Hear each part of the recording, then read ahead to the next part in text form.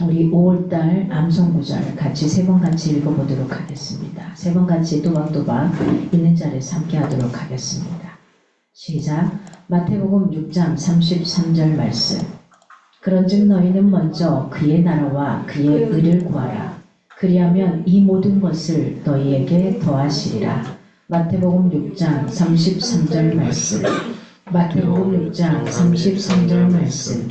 그런즉 너희는 먼저 그의 나라와 그의 의를 구하라.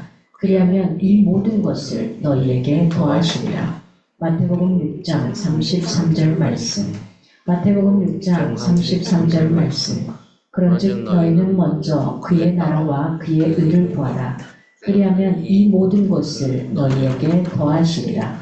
마태복음 6장 33절 말씀. 아멘. 하나님은 영이시니 예배하는 자가 영과 진리로 예배할지니라. 사도신경으로 신앙 고백 드리겠습니다. 나는 전능하신 아버지 하나님, 천지의 창조주를 믿습니다. 나는 그의 유일하신 아들, 우리 주 예수 그리스도를 믿습니다.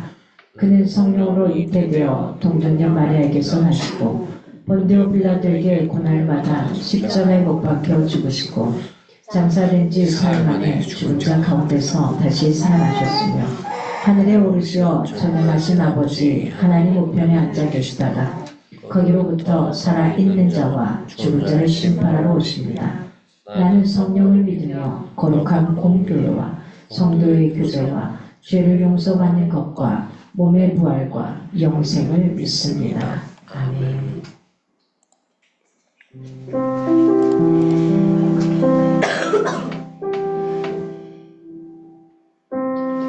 네, 한 주도 평안하셨죠? 네, 제가 감기에 걸려서 지금 조금 목소리가 안 나와서 멈추더라도 함께 찬양해 주셨으면 좋겠습니다. 이번 찬양곡들은 거의 이제 은혜라는 주제가 많이 인상 깊었던 찬양곡들인데요. 지난주에도 저희 또 집안에 이슈가 있어서 또 힘든 시간들을 또 보내면서 생각났던 찬양곡들이었습니다.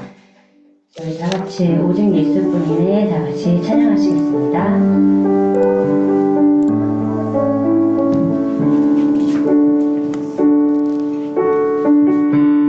은혜 아니면 살아갈 수가 없네. 호흡마저도 다 주의 것이니 세상 평안과 위로 내게 없어도 예수 오직 예수뿐이네. 그 신계회 다 볼 수도 없고 작은 꿈 안에 지쳐도 주께 묶인 나의 모든 삶 버티고 견디게 하시네. 은혜 아니면 살아갈 수가 없네. 나의 모든 것 다 주께 맡기니 참된 평안과 위로 내게 주신 주 예수 오직 예수뿐이네. 은혜 아니면 살아갈 수가 없네. 호흡마저도 다 주의 것이니 평안과 위로 내게 없어도 예수 오직 예수뿐이네.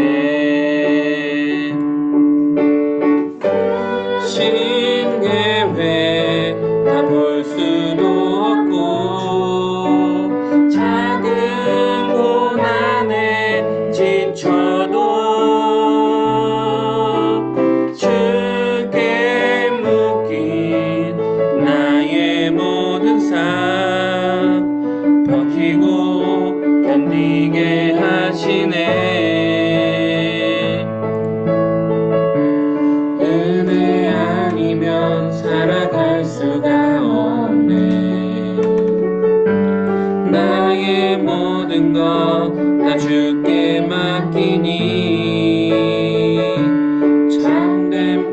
평안과 위로 내게 주신 주 예수 오직 예수뿐이네.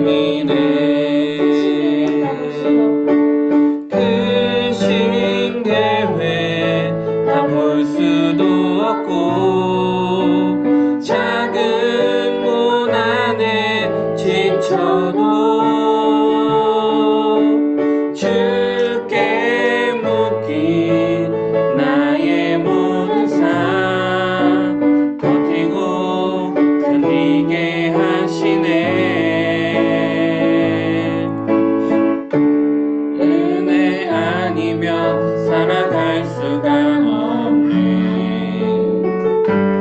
나의 모든 것 다 주께 맡기니 참된 평안과 위로 내게 주신 주 예수 오직 예수뿐이네. 저희 다 같이 묵상으로 기도하시면서 예배를 준비하는 마음으로 묵상으로 기도하는 시간 갖겠습니다. 하나님, 이 시간 온전히 집중하며 아버지 주님 만나기 원합니다. 하나님, 이 시간만큼은 정말 주님께 아버지 모든 건 내려놓고 나아가 하나님 만나기 원합니다. 성령님 함께 해주세요. 이 시간 함께 해주세요. 다 같이 기도하시겠습니다.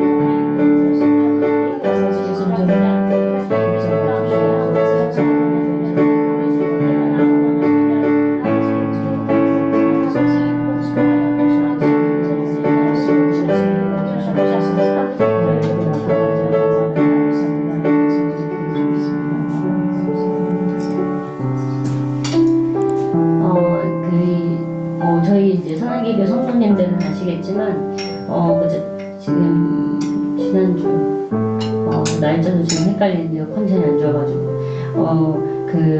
저희 시어머님이 가난 말기로 1년도 안 남았다라는 이야기를 들었을 때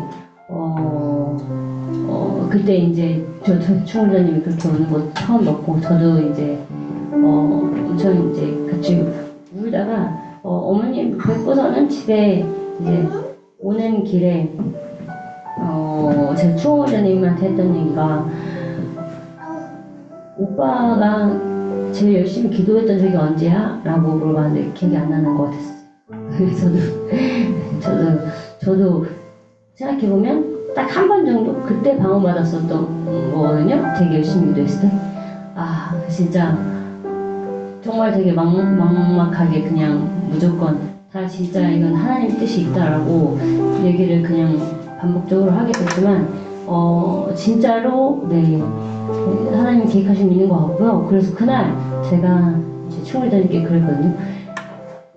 이거 진짜 하나님이 우리한테 기도하라고 그러는 것 같다고. 그리고 오빠 나는 진짜 기도하면 바뀔 거라고 믿어라고 그러거든요. 근데 진짜 너무 빠르게 그 다음날 그래도 그 선고는 아닌 것으로 진단이 나와가지고 다행히 그래도 한 고비는 넘겼는데 저는 그게 다가 아니라고 생각합니다. 어쨌든 하나님은 계속해서 저희가 기도하고 하나님께 나아가기를 원하시고 그리고 정말로 진짜 그런 거 항상 되게 느끼거든요. 정말 하나님 앞에 와야 되는 사람들 다리 몽둥이 부러져서라도 오게 되는데 그 전에 그렇게까지 하기 전에 그 전에 이제 와야 된다고 생각하고요. 그리고 또 이번 계기로 저희 어머님이 같이 예배드려야 되는데 라는 마음이 더 간절해졌습니다.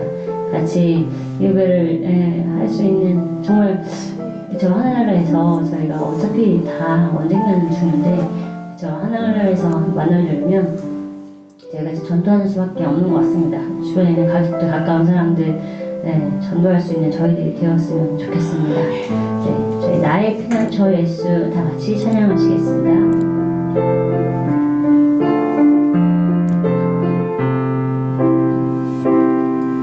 나의 피난처 예수 의지해요. 나의 피난처 예수 의지해요.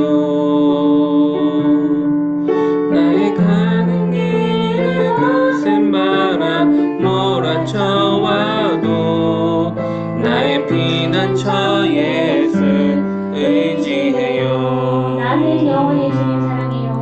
나는 영원히 주님 사랑해요. 나는 영원히 주님 사랑해요. 세상 어떤 것도 나의 사랑 끊을 수 없네. 나는 영원히 주님 사랑해요. 아버지 나를 사랑하시니 나의 모든 것 주께 드려요. 아버지 내가 여기 있으니 주님 영광 위하여 써주세요. 나의 피난처 예수 의지해요. 나의 피난처 예수 의지해요. 나의 가는 길에 거센 바람 몰아쳐와도 나의 피난처 예수 의지해요. 나는 영원히 주님 사랑해요. 나는 영원히 주님 사랑해요. 세상 어떤 것도 나의 사랑 끊을 수 없네. 나의 영원히 주님 사랑해요. 아버지 나를 사랑하시니 나의 모든 것 주께 드려요. 아버지 내가 여기 있으니 주님 교회 위하여 써주세요. 나의 피난처 예수 의지해요. 나의 피난처 예수 의지해요. 나의 가는 길에 거센 바람 몰아쳐와도 나의 피난처 예수 의지해요. 아버지 나를 사랑하시니 나의 모든 것 주께 드려요. 아버지 내가 여기 있으니 주님 나라 위하여 써주세요. 아버지 나를 사랑하시니 나의 모든 것 주께 드려요. 여러분들도 모든 것 주께 드릴 수 있는 그런 하나님의 자녀이심을 고백합니다. 다음 찬양 은혜 다 같이 찬양하시겠습니다. 내가 누려왔던 모든 것들이 내가 지나왔던 모든 시간이 내가 걸어왔던 모든 순간이 당연한 것 아니라 은혜였어.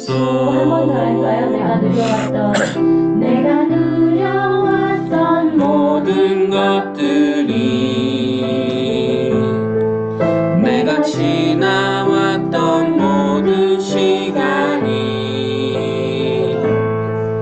내가 걸어왔던 모든 순간이 당연한 건 아니라 은혜였소. 아침 해가 뜨고 저녁에 노을 봄의 꽃향기와 가을의 열매 변하는 계절의 모든 순간이 당연한 건 아니라 은혜였소. 모든 것이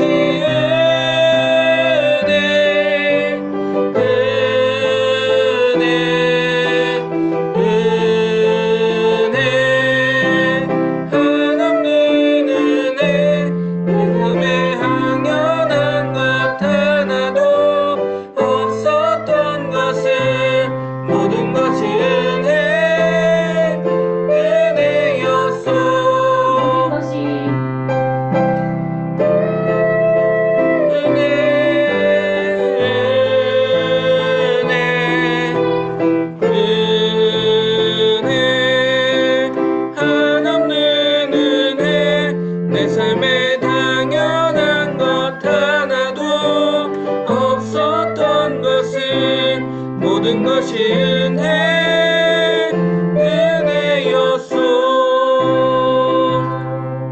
내가 누려왔던 모든 것들이 내가 지나왔던 모든 시간이 내가 걸어왔던 모든 순간이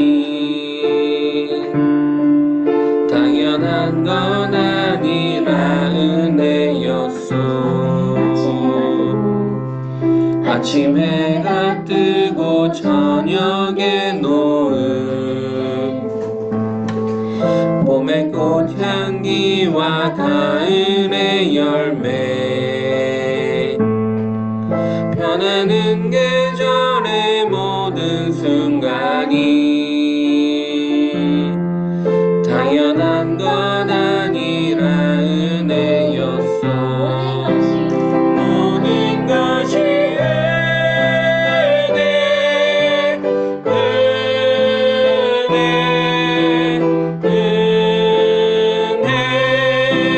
한없는 은혜 내 삶에 당연한 것 하나도 없었던 것은 은혜였소. 모든 것이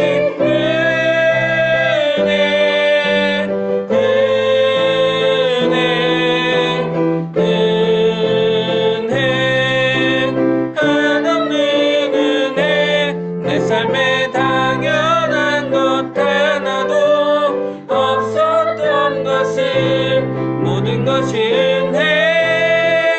은혜였소.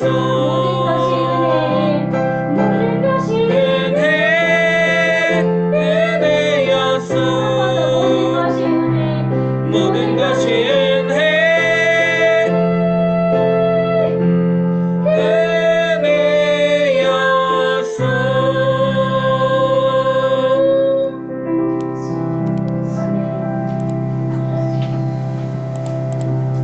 이제 우리를 대표해서 이충훈 리더님께서 기도해 주시겠습니다.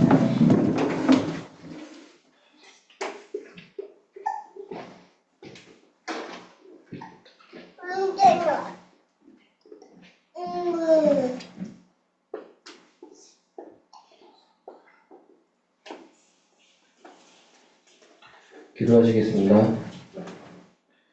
사랑과 자비가 풍성하신 하나님 아버지, 아름다운 5월 가정의 달 가운데 특별히 어버이 주일로 예배드릴 수 있도록 인도하심에 감사와 찬양을 드립니다. 주님께서 십계명을 통해 네 부모를 공경하라 그리하면 네 하나님 여호와가 내게 준 땅에서 내 생명이 길리라. 아멘. 고 말씀하셨사오니 이 거룩한 계명을 가슴 깊이 새기며 부모님을 공경하는 참된 자녀 되기를 소원합니다. 지금까지 저희를 눈물로 기도하며 말씀으로 양육해 주신 부모님의 사랑과 헌신, 그 깊은 은혜를 기억하며 감사드립니다. 아버지. 그러나 저희는 때로 부모의 마음을 아프게 했던 연약한 삶을 회개합니다. 아버지. 사소한 말 한마디에 불순종했고 싫은 말씀을 거역했던 모든 교만함을 용서하여 주옵소서.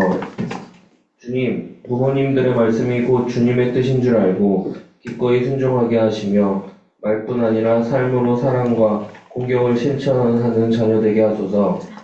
특별히 기도하오니 아직도 부모님이 예수 그리스도를 알지 못하고 계신 가정이 있다면 성령께서 친히 역사하여 주셔서 하나님을 만나고 구원받는 은혜를 베풀어 주옵소서. 아멘. 천국의 소망을 함께 누릴 수 있도록 믿음의 가정으로 회복되도록 은총을 다하여 주시옵소서.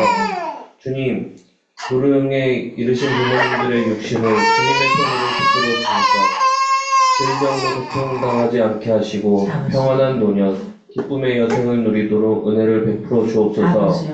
자녀된 우리들이 끝까지 부모님을 공경하며 섬김과 위로를 아끼지 않게 하소서. 아멘. 무엇보다 저희는 영적 아버지 되시는 하나님을 더욱 사랑하고 경외하기를 원합니다. 우리 인생의 참 부모 되신 하나님을 가까이 하며 그 뜻에 순종하고 그 말씀에 깊이 뿌리 내려 살아가게 하소서. 아멘. 주님. 이 시간 주님의 말씀을 들고 단에 서시는 김정 목사님을 기억하사 영과 육이 강건하게 하시고 말씀의 권세와 성령의 기름 부으심을 충만하게 부어 주옵소서. 그 말씀을 통하여 위로받고 도전받으며 변화되는 은혜가 예배 가운데 넘치게 하소서. 아멘. 오늘의 예배가 형식이 아닌 신령과 진정으로 드려지는 참 예배가 되게 하시며 아멘. 우리의 마음이 주님 앞에 온전히 열리고 기쁨과 감사와 회개의 고백이 살아있는 거룩한 예배가 되게 하소서. 아멘. 감사함으로 예배를 준비한 봉사자 모든 손길들을 기억하여 주시옵소서. 아멘. 이 모든 말씀 예수 그리스도의 이름으로 기도드립니다. 아멘.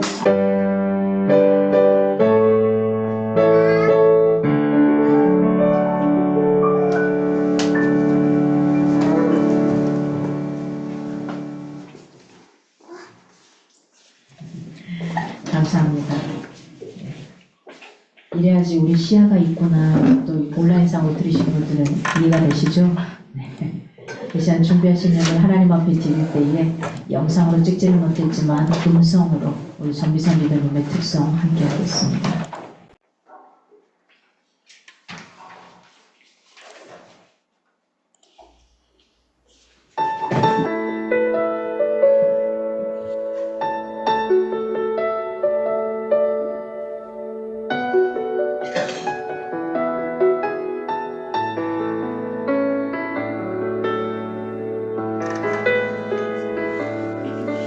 주께 가까이 나를 이끄소서. 간절히 주님만을 원합니다. 채워주소서. 주의 사랑을 진정한 찬양 드릴 수 있도록 주께 가까이 날 이끄소서. 간절히 주님만을 원합니다. 채워주소서. 주의 사랑을 진정한 찬양 드릴 수 있도록 목마른 나의 영혼 주를 부르니 나의 맘 만져 주소서. 주님만을 원합니다. 더 원합니다. 나의 맘 만져 주소서.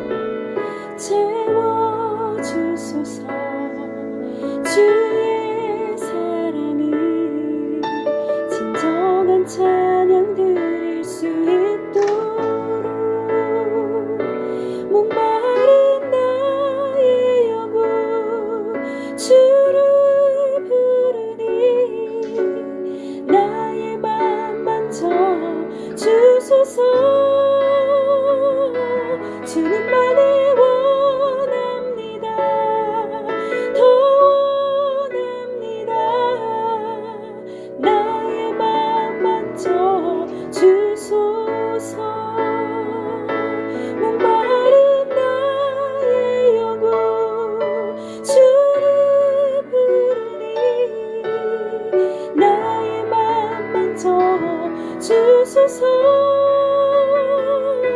주님만을 원합니다. 더 원합니다. 나의 맘 만져 주소서.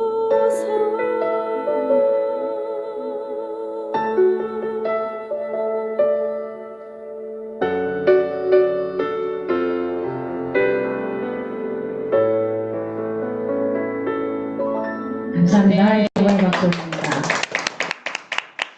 이게 목소리만으로 듣는데도 이렇게 가슴이 찡하네요. 주님 내 마음 만져주소서. 어쩌면 주중에 우리 교회 안에 일어났던 기도 제목들 가운데 그 영혼들을 주님 만져주시라고 기도할 수 있는 시간들이 되었으면 좋겠습니다. 급박한 기도는, 간절한 기도는 무시로 기도하게 되는 것 같아요. 제가 아침에 일어나서 이불을 개우면서 기도를 하기 시작했고, 그리고 밥을 먹으면서 먹기 전에 기도할 때 먼저 그분들을 위해서 기도하는 게 굉장히 급박한 기도가 아닌가 싶습니다. 이번 주간에는 그렇게 제 안에 두 분을 향해서 기도했던 것 같습니다. 저희들 오늘 함께 보실 말씀은 로마서 1장 14절에서 17절 말씀입니다. 우리가 봤던 곳에서 다시 한번 돌아갑니다. 로마서 1장 14절에서 17절 말씀. 오늘 꼭 이 말씀을 본인이 읽겠다고 합니다. 우리 한종혁 우리 친구가 나와서 읽어줄 때에 여러분이 큰 힘을 더해 주시기를 바랍니다.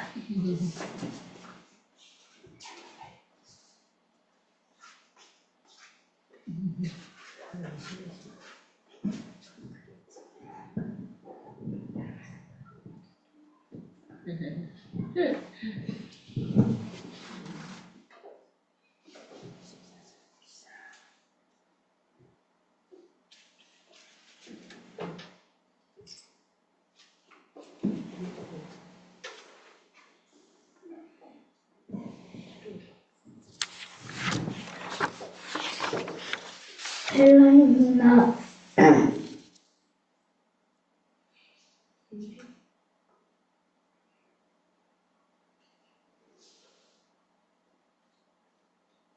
야만인이나 지혜가 있는 자나 어리석은 자에게 다 내가 빚진 자라 그러므로 나는 할 수 있는 대로 로마에 있는 너희에게도 복음을 전하기를 원하노라. 내가 복음을 부끄러워하지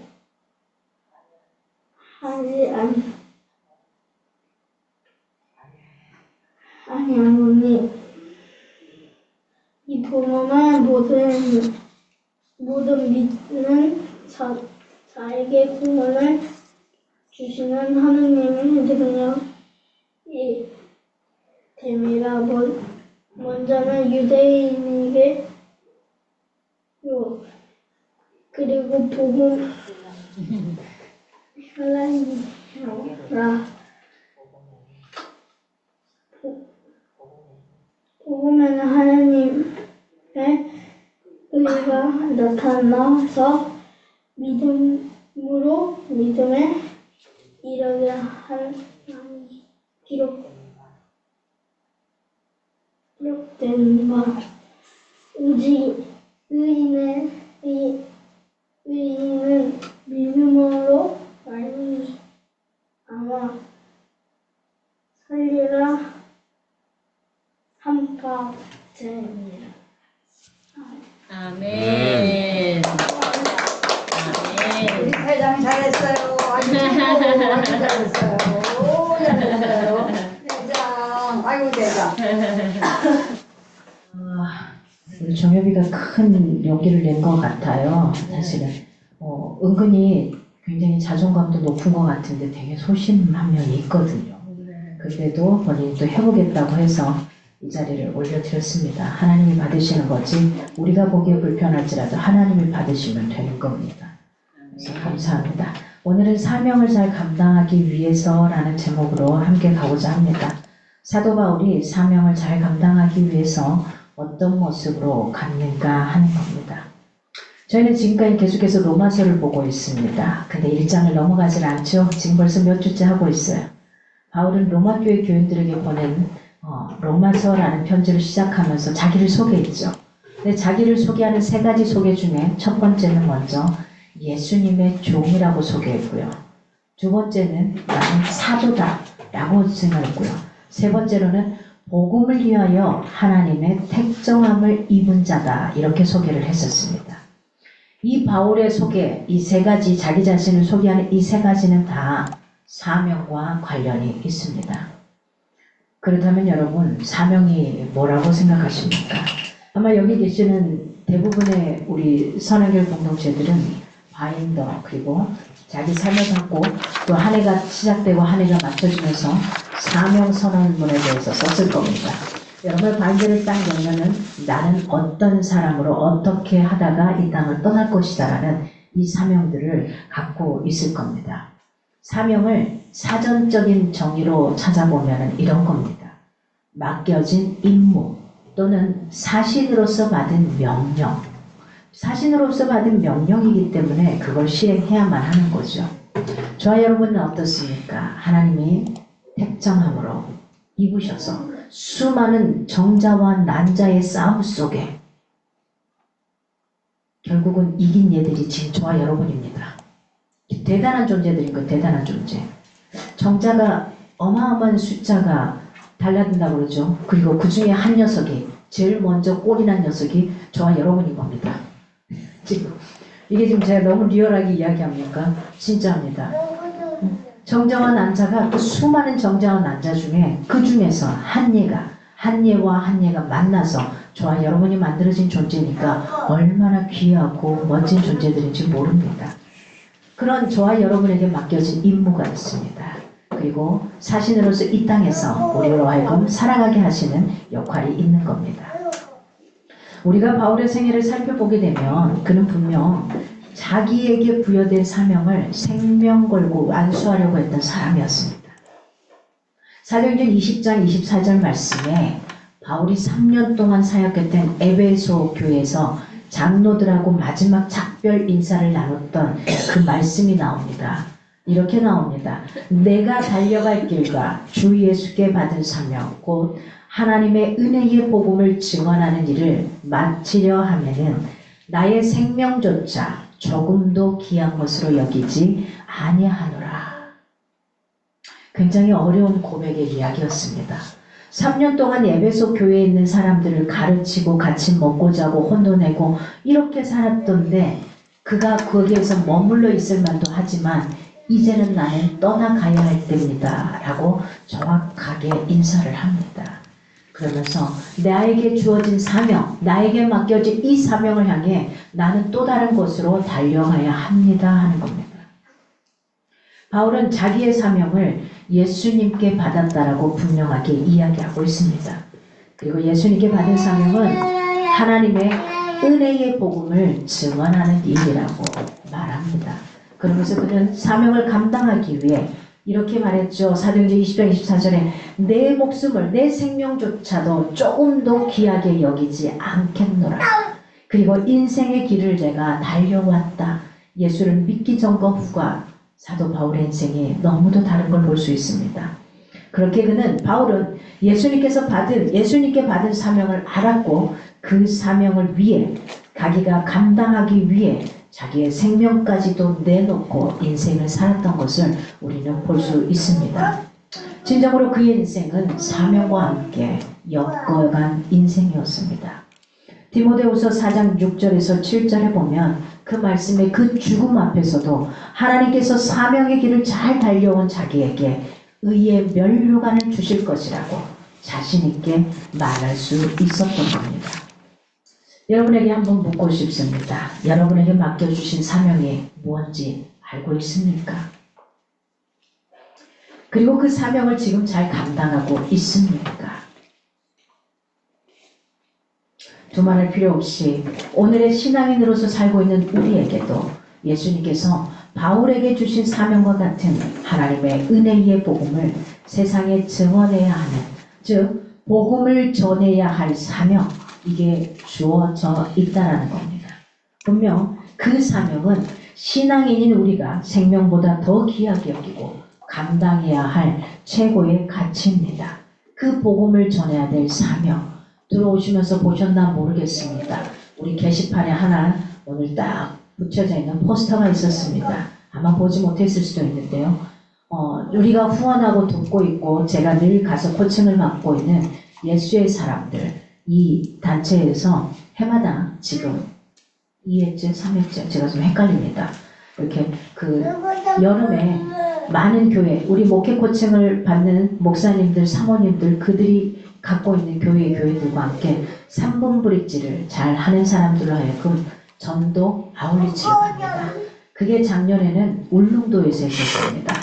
근데 저는 이제 그때 병원에 있어서 가지 못했고요. 그리고 이번에는 여름에 제주도에서 아울리치를 하게 됩니다. 제주도에 있는 수많은 교회들, 제주도가 굉장히 복음 전하기에 어려운 곳입니다. 섬 사람들의 그 특징들이 있거든요. 저도 몇십 년 전에 한번 제주도에 가서 복음을 전한 적이 있는데 들어가지가 않아요. 전혀 들어가지 않아요. 복음을 딱 전하면 튕겨서 나와서 제가 아플 정도로 그 정도의 그 느낌이 있었습니다. 근데 이번에는 그래서 제주도의 극동방송에서 방송도 있고 여러 가지 나가면서 또 그렇게 가고 있습니다. 그래서 우리 교회들도 행여나 마음이 있으시다면 같이 갈 수 있으면 참 좋겠다 싶습니다. 그래서 보통 교회들이 같이 이렇게 진행을 하고 있습니다. 왜요? 복음을 전해야 될 사명 때문에 우리 교회 교인을 만드는 게 아니라 하나님 나라의 백성들을 만들기 위해서 그렇게 펼쳐가고 있습니다. 그럼 여러분, 우리가 그 사명을 어떻게 감당할 수 있을까요? 감당을 해야 되는데 어떻게 감당할 수 있을까요? 그 부분을 오늘 본문에 바울이 4가지 부분으로 신앙적인 내용을 이야기하고 있습니다. 그 첫째는 빚진 자의 의식을 갖는 겁니다. 바울이 예수님으로부터 받은 복음을 전하는 사명을 잘 감당할 수 있었던 이유는 그가 3번씩이나 선교 여행을 다니면서 세계인을 향해 복음을 전하는 사명을 잘 감당할 수 있었던 이유는 그가 빚진 자 의식을 가진 사람이었기 때문입니다. 14절 말씀에 이렇게 말합니다. 헬라인이나 야만인이나 지혜 있는 자나 어리석은 자에게 다 내가 빚진 자라. 이렇게 표현합니다. 이 말씀에서 바울은 자기를 빚진 자라고 말합니다. 이렇게 자기에게 자기에게 있는 그 빚을 알고 자기를 빚진 자로 의식하는 이 빚진 자 의식이 그에게는 있었던 겁니다. 자기에게 빚이 있음에도 그 빚을 갚으려 하지 않는 사람들도 참 많습니다. 그것은 바른 삶의 자세가 아니겠죠. 빚이 있는 사람은 자기가 빚진 자라는 이 의식을 가지고 반드시 그 빚을 갚아야 한다는 거, 그게 바로 바른 삶의 자세겠죠. 그런데 빚진 자라 해서 누구나 다 빚진 자 의식을 갖고 사는 건 아닙니다. 우리가 인간적인 세상 가운데 한번 생각해 봅시다. 빚진 자가 빚진 의식을 분명하게 가지려면 3가지가 필요합니다. 첫째는 뭐가 필요하냐면 내가 진 빚을 정확하게 알고 있어야 돼요. 즉 누구에게 내가 어떤 빚을 졌고 그 빚의 크기가 어느 정도고 그리고 그 빚을 언제까지 갚아야 하는지 정확하게 알아야 합니다. 저도 집에 이사 들어가면서 빚을 졌습니다. 그래서 얼마가 빚진지를 압니다. 그리고 내가 올해 안에 반드시 갚겠다. 갚지 못하면 집을 다시 빼고 주겠다라고 제가 분명하게 인지를 했었고 이야기를 했습니다. 이겁니다. 내가 누구에게 빚졌고 언제까지 갚아야 되고 얼마인지를 저는 분명히 인지하고 있습니다. 두 번째는 빚진 자가 빚진 의식을 분명하게 가지려면 두 번째는 뭐냐? 그 빚을 갚아야 할 책임이 자기한테 있는 것을 분명하게 알아야 돼요. 내가 갚아야지 엄마 대신 갚아주세요. 누가 대신 갚아줘? 이게 아니라는 거야. 빚진 자가 빚은 자기가 졌음에도 불구하고 다른 사람이 갚아줄 거야. 내가 갚지 않으면 그냥 대충 넘어가겠지. 이런 빚진 자 의식이 없는 이런 사람이 되면 안 되겠습니다. 3번째로는 빚진 자가 빚진 의식을 분명하게 가지려면 뭐가 필요하냐? 마지막으로 그 빚 갚는 것을 다른 어떤 일보다 우선해야 된다는 거예요. 내가 하고 싶은 여러 가지가 있지만 그걸 일단 뒤에 제쳐놓고 할 것 다 하면서 빚 갚는 것을 나중으로 미루어서 빚을 갚을 수 없는 사람들도 상당히 많습니다. 어떤 사람 보면 저 사람 없다는데 맨날 빚지는데 누구한테 빌렸었는데 맨 여행 다니고 뭐하고 할 거 다 하고 먹을 거 다 먹고 사실 이렇게 투덜거릴 때가 있어요. 누군가는. 이 세 가지가 빚진 사람이 가지고 있어야 될 빚진 자의 의식입니다. 그러게 바울이 자기를 빚진 자라고 한 말은 자기가 갚아야 할 빚이 무엇인지를 알았던 겁니다.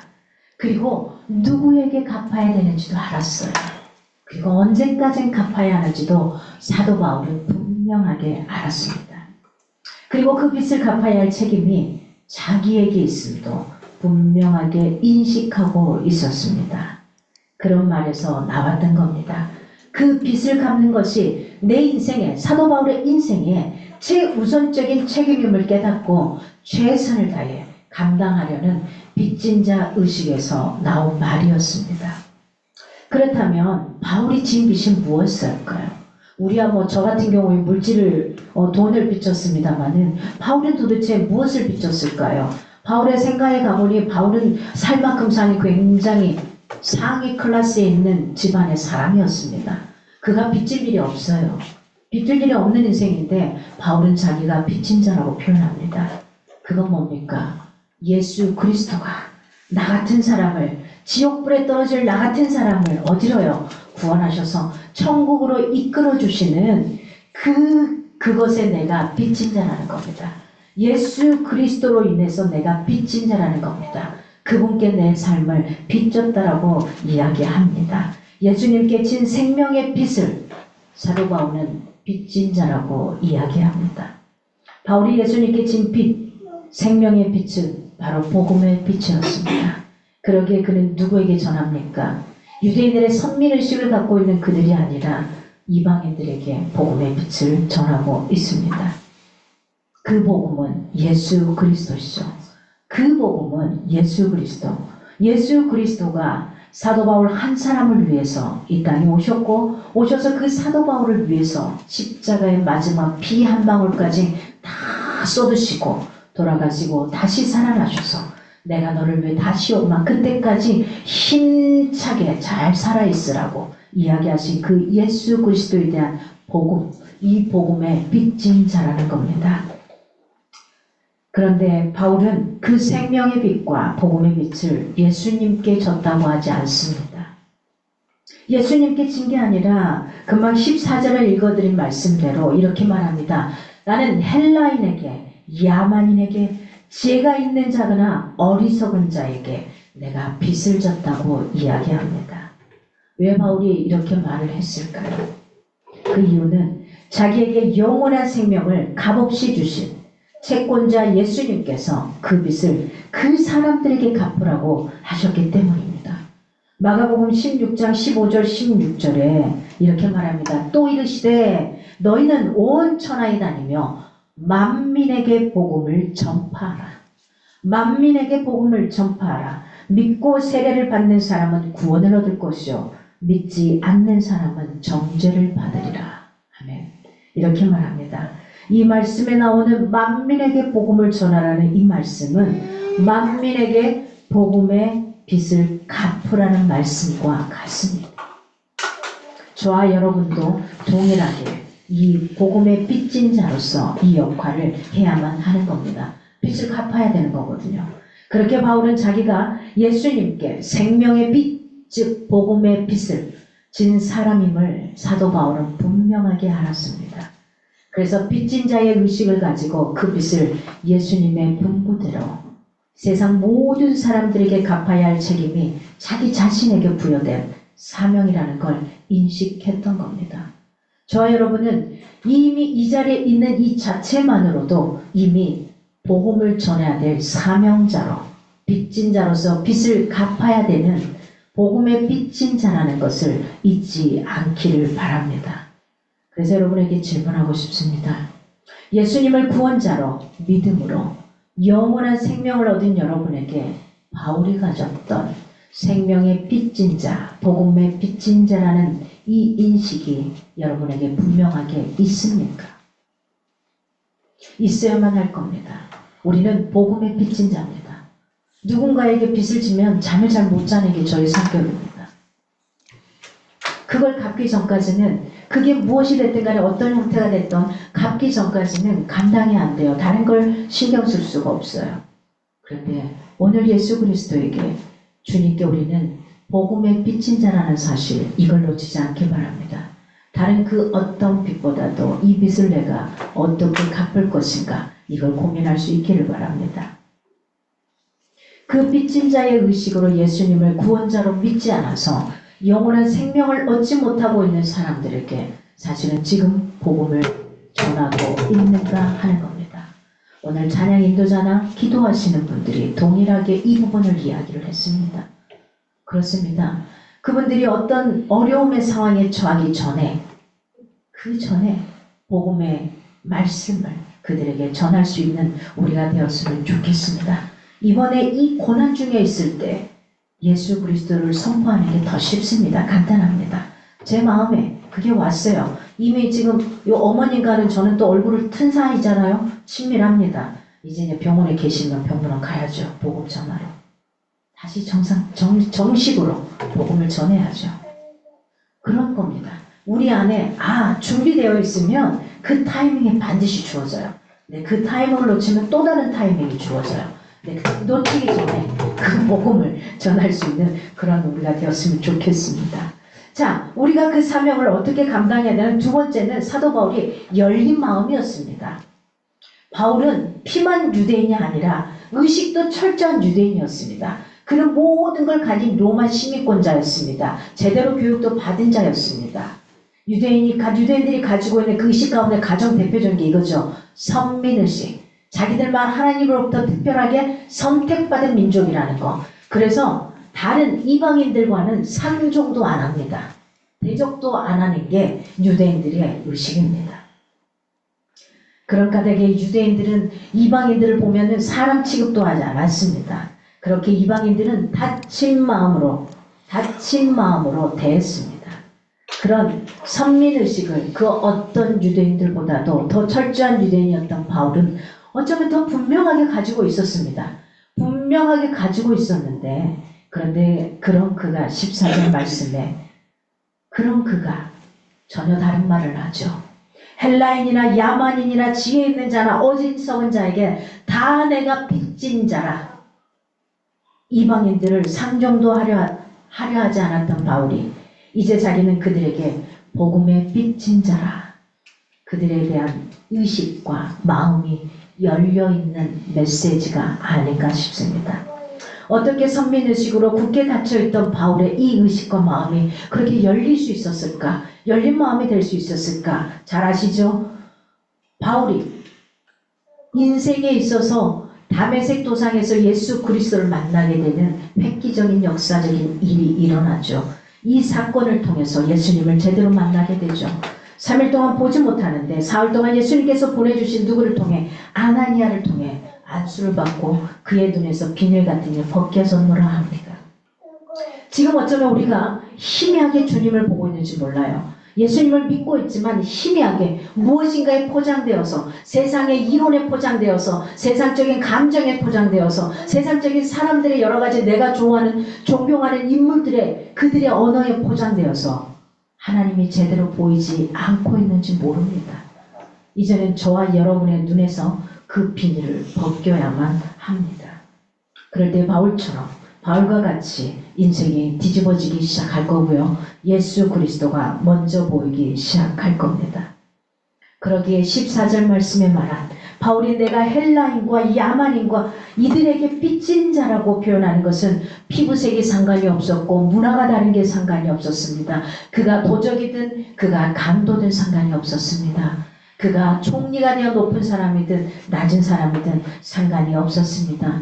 그들이 가지고 민족을 차별하지 않겠다는 말입니다. 지혜 있는 자와 어리석은 자에게 빚진 자라고 말한 것은 지식을 비롯한 모든 사람들이 소유하는 것, 그것으로 사람을 차별하지 않겠다는 겁니다.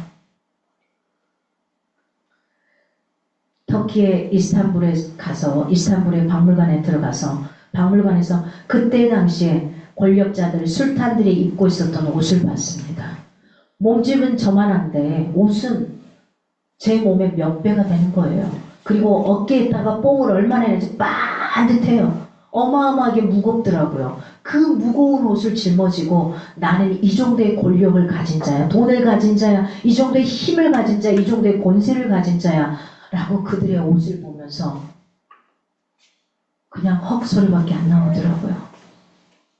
그 무거운 옷을 짊어지고 있으려니 얼마나 힘들까 이 생각이 들었습니다.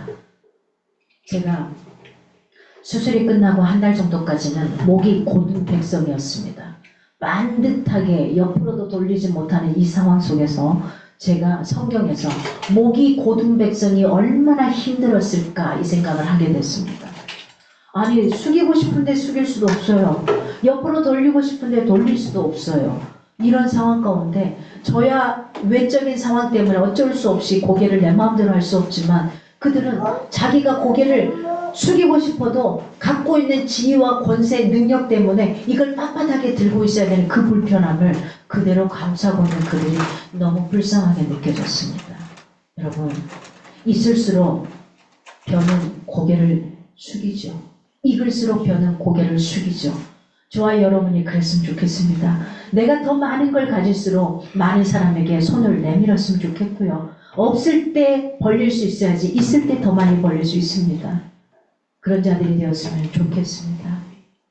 내가 가진 게 있어서 주는 게 아니라 내가 이 창고가 마르기 전에 줄 수 있음에 더 많이 퍼줄 수 있는 저와 여러분 그런 사람들이 되었으면 좋겠습니다. 이 한 세상 살아가는 것 속에 어떤 걸로요? 오늘 사도 바울은 열린 마음으로 자기가 갖고 있었던 이 선민의식 이걸 다 내려놓게 됩니다. 그리고 내려놓습니다. 그렇습니다. 신앙인으로 살아가는 저와 여러분은 복음을 전하는 사명을 잘 감당하기 위해 오늘 바울과 같이 열린 마음을 가지고 살아갈 수 있기를 바랍니다. 마태복음 11장 28절에 말합니다. 수고하고 무거운 짐진 자들아 다 내게로 오라. 내가 너희를 쉬게 하리라. 삶이 공부하고 힘들 때 많습니다. 인간의 어떤 품안도 하나님이 주시는 품안보다도 평안하진 않더라고요. 그 주님의 위로하심 속에 주님의 그늘 아래 사도 바울이 이것처럼 예수님의 초청 앞에 여러분이 그 주님의 십자가 안에 주님의 품 안에 안길 수 있기를 바랍니다. 사람을 향한 예수님의 초청의 말씀이었습니다. 내게로 오라. 내가 너를 좀 쉬게 하고 싶어. 너 인생이 얼마나 공부하고 힘드니 내가 너를 좀 쉬게 하고 싶어. 이겁니다. 세상에 그 어떤 사람이라도 복음을 들어서는 안 될 사람은 없습니다. 세상에 그 어떤 지역도 복음을 전하지 않아도 될 지역은 없습니다. 그들이 듣든 듣지 않든 저와 여러분은 열린 마음으로 복음을 전해야 될 이유가 있는 겁니다. 그래서 여러분들에게 질문 드리고 싶습니다. 여러분은 바울과 같이 열린 마음으로 모든 사람들에게 복음을 전하는 사명을 잘 감당하고 있는지요? 이 말은 무슨 말입니까?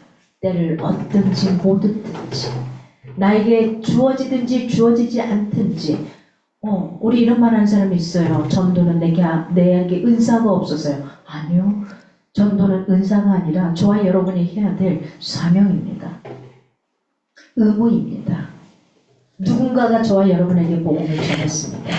그 복음으로 인해 저와 여러분이 지금 이 자리에 있는 겁니다. 말을 못하는 거요. 말은 내가 하는 게 아닙니다. 성령 하나님의 입술을 주장하실 겁니다. 그분이 하실 때 가능합니다. 저도 깜짝깜짝 놀랍니다. 저희가 성지순례 가서 뭔가 쉐어하는 시간인데 저는 정말 1분 안에 말을 맞춰야 되거든요. 1분 안에 말을 맞춰서 그냥 아주 짤막하게 뚝 던졌어요. 근데 옆에 계신 분이 저한테 툭 던지는 말이 어쩜 이렇게 말을 잘해요 그러더라고요. 그래서 제가요? 제가요? 뭐 이랬어요. 아니 잠깐 1분도 안 된 시간에 한마디 던진 걸로 누구나 다 저는 그렇게 야 사람들 어떻게 저런 걸 다 느낄 수 있지 저런 걸 어떻게 표현할 수 있지 나는 이러고 있는데 오히려 그러더라고요. 제가 하는 말이 아닌 겁니다. 성령 하나님이 주장하셔서 복음을 전하는 거죠. 그가 교회를 오고 안 오고 상관없어요. 교회 안 올 건데 어차피 안 올 건데 복음을 전하는 걸 멈추시면 안 됩니다.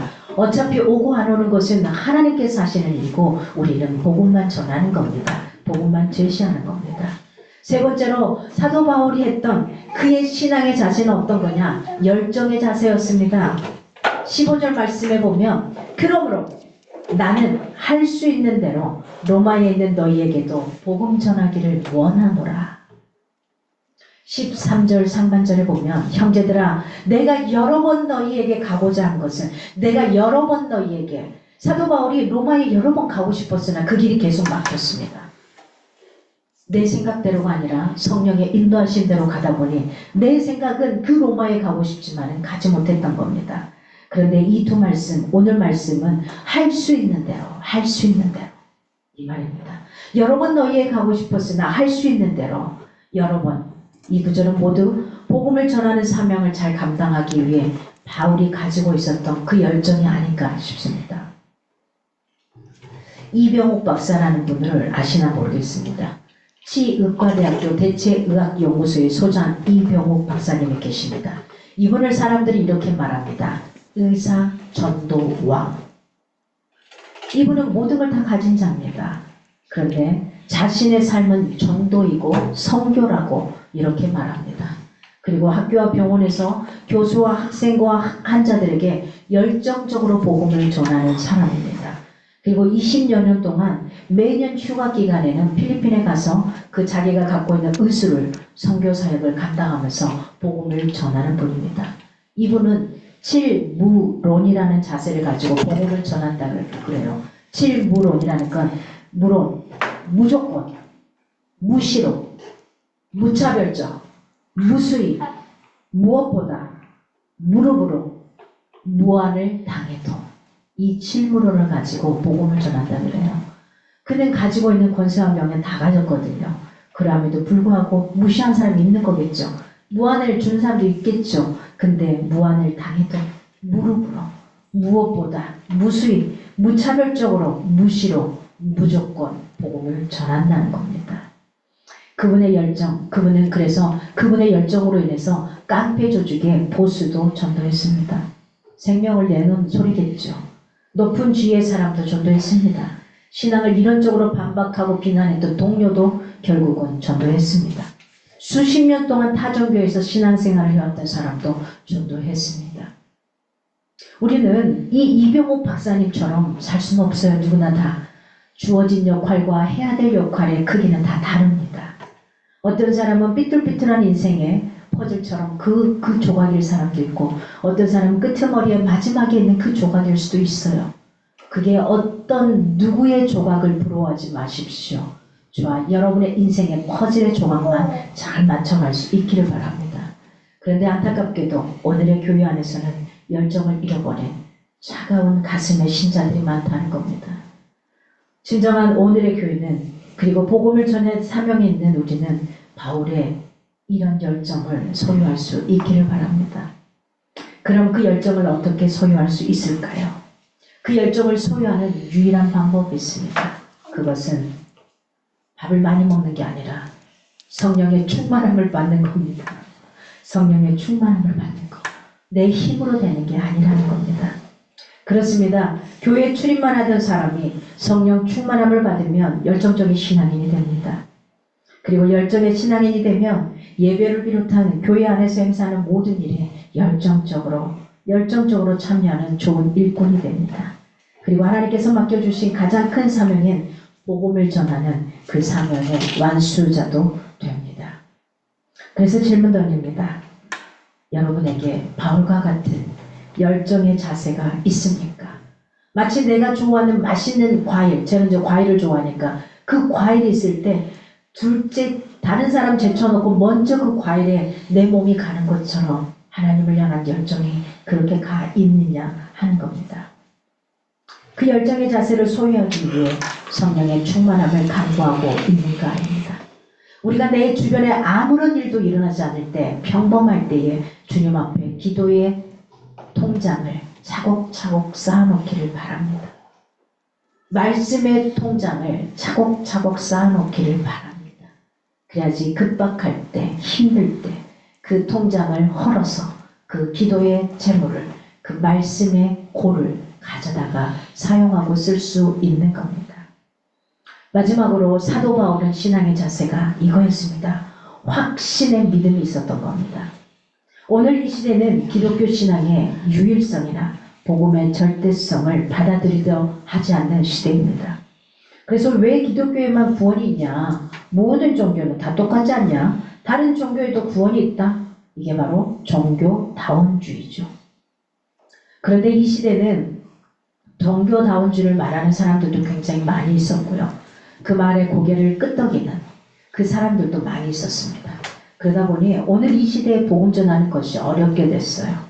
그런데 오늘 이 시대만 그런 게 아니라 사실은 이걸 썼던 바울이 살았던 로마 시대에 로마서를 썼던 당시의 시대도 동일했습니다. 지금만 그런 게 아니라 바울이 복음을 전하기 원했던 당시의 로마도 이 종교다원주의가 팽배했습니다. 당시 로마에는 세계 수답게 굉장히 다양한 종교들이 들어와 있겠죠. 다양한 사람들이 들어와 있을 테니까. 그래서 로마 시민들은 그런 여러 종교들의 취향에 따라서 어제는 저 신전에 가서 저기 가서 빌고 그 다음에 또 저 신전이 안 들어줄 수 있잖아요. 그러니까 저쪽 신전에 가서 또 빌고 또 여기 안 들어줄 수 있잖아요. 급박하니까 또 다른 신전에 가서 빌고 이렇게 했던 겁니다. 동일합니다. 이때 로마 시민들의 생각이 모든 종교는 다 똑같다. 그리고 모든 종교에 다 구원이 있다. 어때요? 오늘 우리가 생각하는 이 시대의 사람들의 생각과 비슷했었습니다. 그런데 바울은 그런 로마에 살고 있던 로마 교인들에게 분명히 말합니다. 아니다. 너 그 자리에 있어야 돼. 아니다. 이겁니다. 복음만이 하나님의 능력이다. 이걸 외쳤던 겁니다.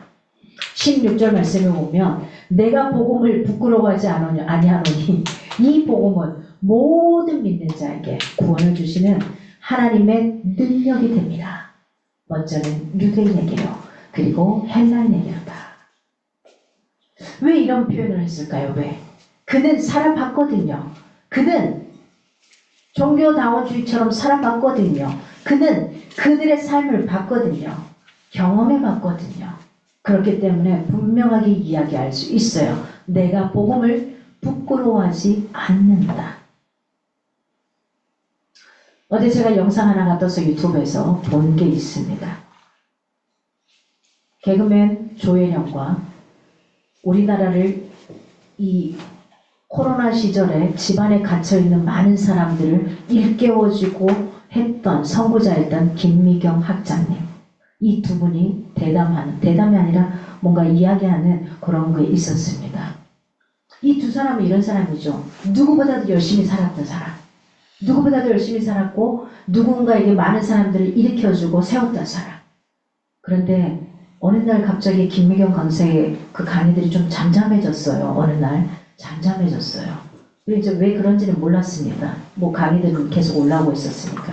그런데 굉장히 열심히 살았고 최선을 다했고 잘 되고 있었는데 어느 날 너무 잘 되고 있었는데 어느 날 직원들 월급을 주지 못하게 되더라는 거예요. 그러니까 머리를 쥐어짜고 끙끙 앓게 되고 힘들어지고 지치고 오갈 데가 없어지고 직원들을 정리하게 되고 이상하게 정말 열심히 살았고 잘 되고 있었는데 아주 잘 되고 있었는데 안 되더라는 겁니다. 자기가 원하는 거 꿈꾸는 거 다 했습니다. 영어 공부 몇 년간 해서 결국은 미국 땅에 가서 영어로 강연도 합니다. 자기가 하고 싶은 걸 다 했습니다. 많은 책을 썼잖아요. 그래서 사람들 많이 살렸죠. 그리고 최근에 작년인가요? 재작년인가요? 딥마인드라는 책이 나왔습니다. 근데 그 딥마인드의 책은 그 전의 책들과는 다른 내용의 것들로 채워집니다. 그 전에는 이 김미경 이 강사 집안도 크리스찬 집안이었습니다. 그러나 그 자녀들 중에서 믿지 않는 사람도 있고 믿는 사람도 있고 근데 믿지 않는 불이었던 겁니다. 김미경 강사. 내 힘으로 모든 걸 다 해나갔습니다. 그리고 우리나라에서 알아줄 만한 스타 강사로 가기도 하고 이런저런 것들을 했었습니다. 근데 아니더라는 거예요. 그리고 그 순간 자기 바로 위에 언니가 일반인이면서도 목사 안수를 받은 분이래요. 근데 어느 날 하나님이 그 언니를 통해서 다시 예수 그리스도를 만나게 하셨던 거고요. 하나님을 만나고 내가 지금껏 살아는 것은 아무것도 아니구나. 열심히 살라고 사람들에게 이야기했는데 열심히 살면 안 되는 거구나. 막 열심히 살면 안 되는구나. 이걸 지금 사람들에게 이야기를 하고 있습니다. 근데 이제 일반인들에게 그래서 예수를 믿어야도 이렇게는 말할 수가 없어서 딥마인드, 저 깊은 곳에 있는 내가 살아와야 되는 원초적으로 갖고 있는 그거 예수 그리스도를 통해서 김미경 강사가 어제 그런 말을 해요. 무슨 말을 하는지 알아요? 우리가 신학교 다니면은 마틴 부버의 책 나와 너 이 책을 보는데 이겁니다. 내가 아니라 그리스도야만 제 인생이 바뀝니다. 이 표현을 하더라고요. 한번 따라합시다. 내가 아니라 그리스도입니다. 그리스도입니다. 네. 내가 아니라 그리스도로야지만 가능한 거예요, 인생이. 김미경 강사가 지금 하고 있는 말이 이 메시지인 거예요. 내가 아니라 그리스도로 해야지만 그 힘이 덜 들고 훨씬 낫더라는 거예요. 그래서 책을 좋아하니까 신학책을 많이 봤더라고요. 그러면서 자기 나름대로의 이걸 또 정리를 했더라고요. 내가 아니라 그리스도여입니다. 우리의 삶이 내가 아니라 그리스도. 사도 바울이 이렇게 살 수 있었던 건 그가 아니라 바울이 아니라 그리스도로 살았기 때문에 가능했던 인생이었습니다. 그렇습니다. 바울이 외친 그대로 사람이 구원받는 방법은 오직 복음밖에 없습니다. 복음만이 구원을 주시는 하나님의 능력이라는 성경이 가르쳐주는 진리만큼은 무너져서도 안 되고 흔들려서도 안 됩니다. 열심히 살아보십시오. 세상 것을 쫓아간들 하나님이 없으면 금방 무너집니다. 자꾸 공허해집니다. 이걸 빨리 깨달을 수 있기를 바랍니다. 진정 복음을 전하는 사명을 잘 감당하기 위해서는 복음만이 구원을 주는 하나님의 능력이라는 확신의 믿음을 가지고 살 수 있기를 바랍니다. 그 어떤 시대에도 복음에 의해서만 죄인인 사람이 하나님의 자녀로 변화되고 타락한 세상도 경건한 세상으로 변화됩니다. 마지막으로 질문 던집니다. 복음만이 구원을 주시는 하나님의 능력이고 사람과 세상을 변화시키는 능력인 걸 여러분은 믿고 있습니까? 믿음으로 갈 수 있기를 바랍니다. 내가 내 힘으로 하면은 내가 그 사람은 제대로 설 수 없습니다. 금방 모래 위에 성을 쌓고 있는 것과 같습니다. 내가 이런 말을 자주 하는 사람 가까이 하지 마십시오. 내가 아니라 그리스도가 내 삶으로 실현될 수 있기를 바랍니다. 분명 복음을 전하는 것은 신앙인인 우리에게 주어진 그리고 우리가 생명을 바치며 감당해야 할 우리의 사명입니다. 그 사명을 빚진 자의 의식을 가지고 열린 마음으로 열정의 자세를 가지고 확신에 찬 믿음을 가지고 바울처럼 잘 감당하는 저와 여러분이 되기를 간절히 소망합니다. 이 시간 함께 기도하겠습니다.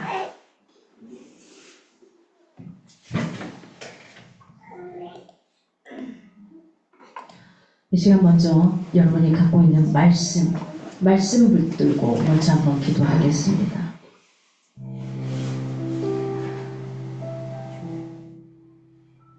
사도 바울이 걸어왔던 인생, 내가 갖고 있던 생각, 그걸 다 내려놓기 쉽지 않았을 것 같아요.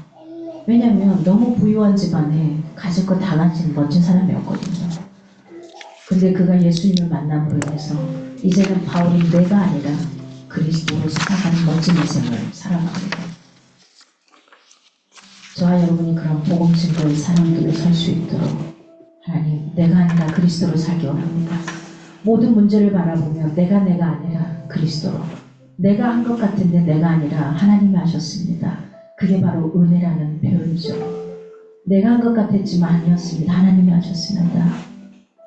내가 내 부모를 다 공양한 것 같았지만 내 안에 계신 하나님이 나로 하여금 그렇게 하게 하셨으므로 그렇게 되었습니다.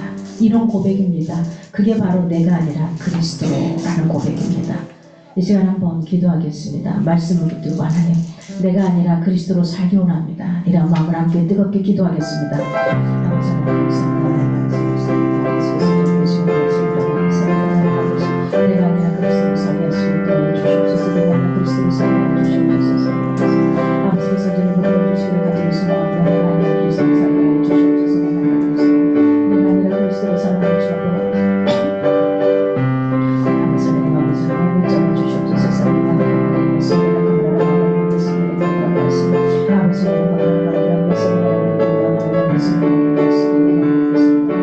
아버지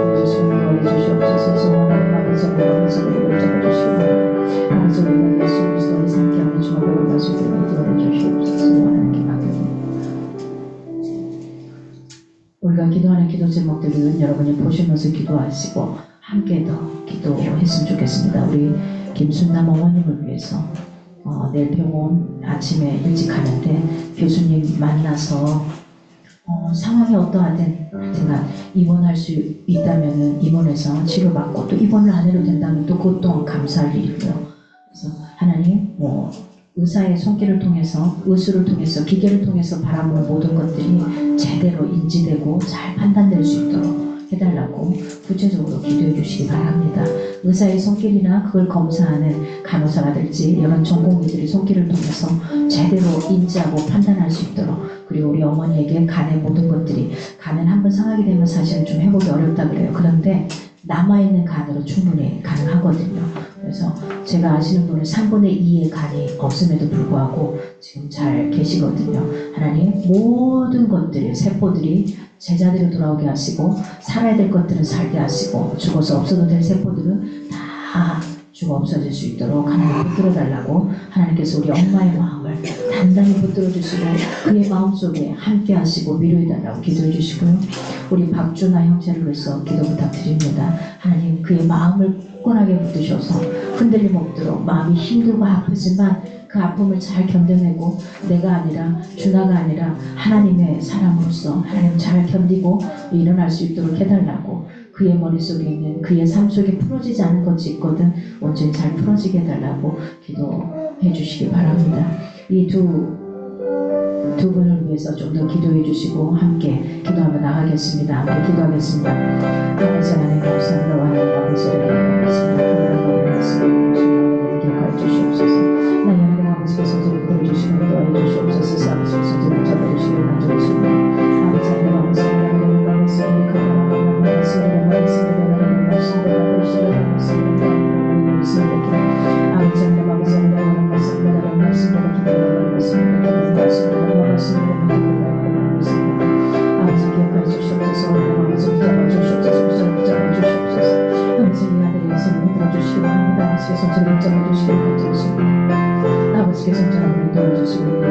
주시옵소서. 하나님께서 저를 잡아주시옵소서.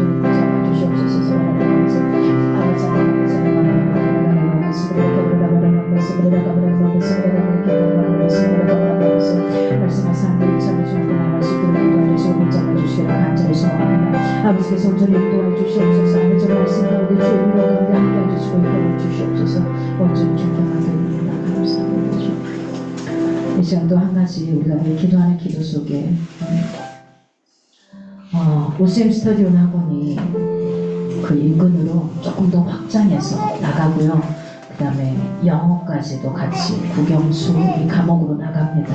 그래서 확장해서 지금 공사 진행이 시작했는데요. 하나님 안전하도록, 그리고 돈이 있어서 하는 게 아니어서 주님 좀 공사하시는 분들이 잘 내 것처럼 좀 잘 해줄 수 있도록, 그래서 공사가 마무리 잘 되고 마지막에 교육청에서 실사 나왔을 때 이상 없이 소강이든 모든 것들이 잘 될 수 있도록, 일단 공사하시는 분들이 안전할 수 있도록, 그 다음에 학생들을 또 채워줄 수 있도록 하나님, 그리고 영어 쌤을 또 당장 구해야 되는데 하나님 같이 갈 수 있는 쌤, 영어 쌤 좀 붙들어 달라고 좀 오쌤 스터디움을 위해서 조금 더 깊게 기도해 주시고요. 까메스피아와 또 박영상 가구 갤러리 이렇게 우리가 쭉 같이 기도하는 대로 주그라운드, 그 다음에 제주민박, 지식요리사 3P, 라파벨리스까지 또 이런 기업체들, 그 다음에 우리 일에 우리를 늘 후원하고 있는 우리 일에까지도 우리 함께 기도해 주시면 감사하겠습니다. 우리 함께 기도하겠습니다. 아버지 하나님 감사합니다. 하나님 아버지를 받아보겠습니다. 아버지께서 저희를 가르치시옵소서. 아버지께서 저희를 잡아주시고 기도서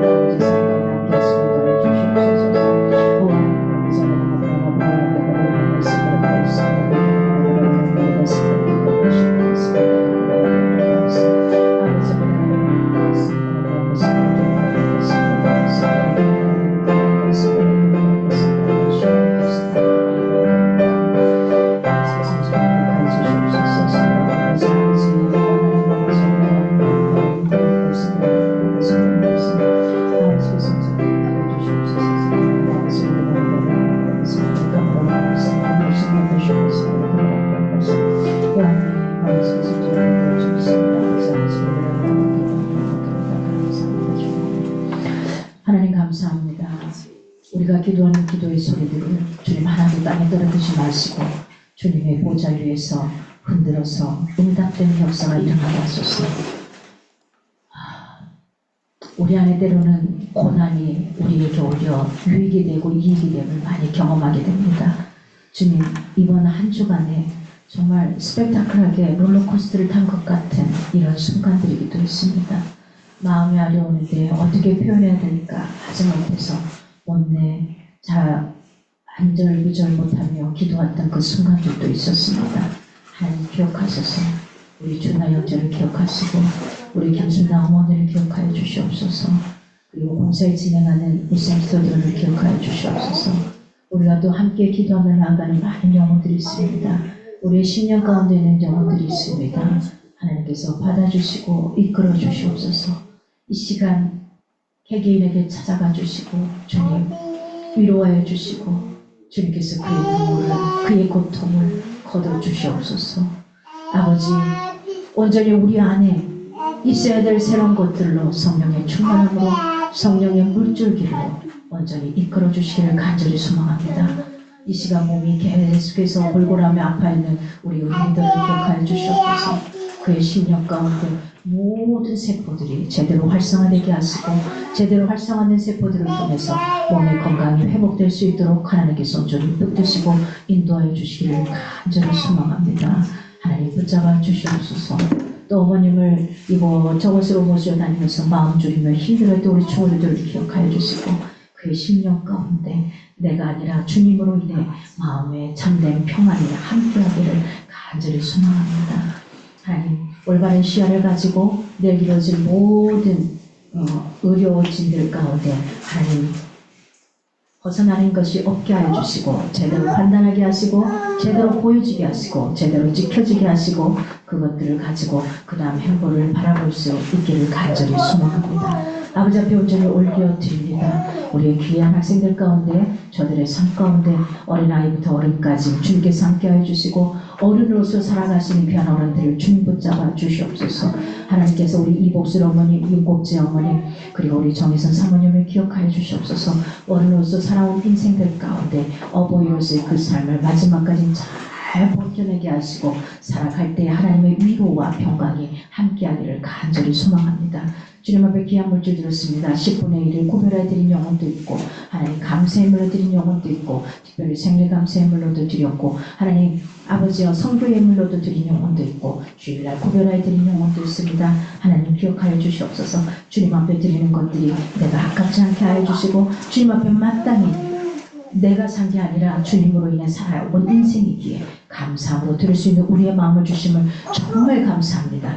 향연아 우리 인생 가운데 하나님 보이지 않았던 앞으로 내 인생 가운데 쏟아져야 될 물질들이 보이지 않았던 게 있다면 하나님 온전히 쏟아질 수 있도록 하나님 그러한 역할을 할 수 있는 우리 영혼이 될 수 있도록 인도해 주시기를 간절히 소망합니다. 이제는 우리 주 예수 그리스도의 은혜와 하나님의 크신 사랑과 성령의 교통하심 속에서 이번 한 주간도 주님 사명을 잘 감당하며 살아가는 멋진 영혼들이 되기를 간절히 축원하옵나이다. 아멘.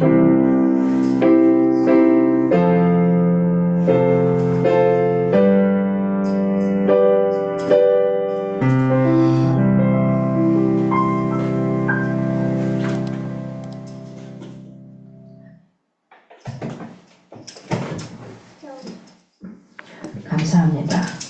광고 먼저 드리겠습니다. 그래서 이번 그래도 주중에 주말에 혹시나 급실 갔다고 연락이 올까봐 사실 좀 걱정을 했습니다. 기도를 하면서도 근데 다행히 연락이 없는 게 그래도 아직 버티실만 하구나, 괜찮으시구나 이 생각을 했습니다.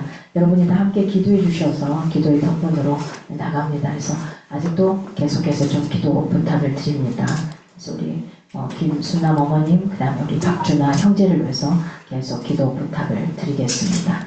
그리고 다음 주에는 우리가 후원하고 돕는 오진환 선교사님, 이복자 선교사님, 지금 한국에 나와서 다른 선교사님들을 돕고, 그 다음에 시간이 출국하기 직전에 딱 그 주간에 좀 시간이 됐다 그래서 이제 모셨습니다. 그래서 다음 주에는 우리 선교사님과 함께 이런 시간들을 갖도록 하겠습니다. 네.